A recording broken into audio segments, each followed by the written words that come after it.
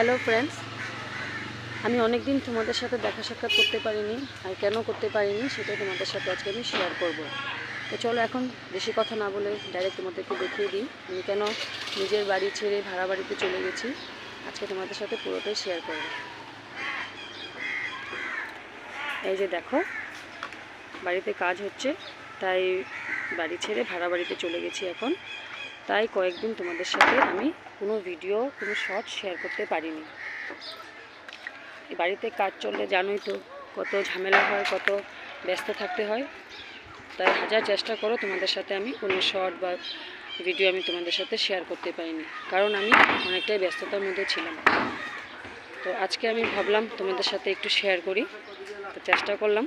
তো তোমরা আমাকে কমেন্ট করে বলবে যে তোমরা আমাকে এতদিন যে দেখোনি, আমি কোনো শর্ট বা ভিডিও ছাড়তে পারিনি, কোনো ব্লগও করতে পারিনি। তোমরা আমাকে কমেন্ট করে জানাবে তোমরা আমাকে ভালোবাসো কি বাসো না, আর কতটুকু ভালোবাসা আমাকে দাও আমাকে কিন্তু অবশ্যই কমেন্ট করে জানাবে। আর চেষ্টা করবো এখন থেকে আমি একটু একটু করে যদি পারি, শর্ট হোক বা একটু মিনি ব্লগ হোক বা ভিডিও হোক, তোমাদের সাথে পুরোটাই শেয়ার করার জন্য। তো বাড়ির কাজ এখনও পুরো হয়নি, শাটারিং অল্প অল্প করে করছে।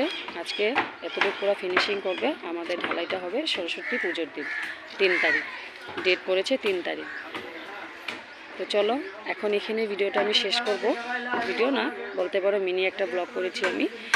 আর চেষ্টা করব তোমাদের সাথে এখন থেকে যাতে আমি পুরোটাই থাকতে পারি, পুরোর সাথেই ভালোভাবে দেখা সাক্ষাৎ করতে পারি। ছোট ছোট শর্ট হোক বা শর্ট রিল হোক বা শর্ট ব্লগ, আমি চেষ্টা করব তোমাদের সাথে পুরোটা শেয়ার করি। আর এই ছাদটার উপরে যে আমি হাঁটছি, এই ছাদটা হলো আমার দেওরের। তা আমাদের দুজন একসাথেই, এই পাশটা আমার দেওরের আর ওই পাশেরটা আমার। তো চলো এখানে এখন আমি আমার ব্লগটা শেষ করব, আর বেশি বড় করব না।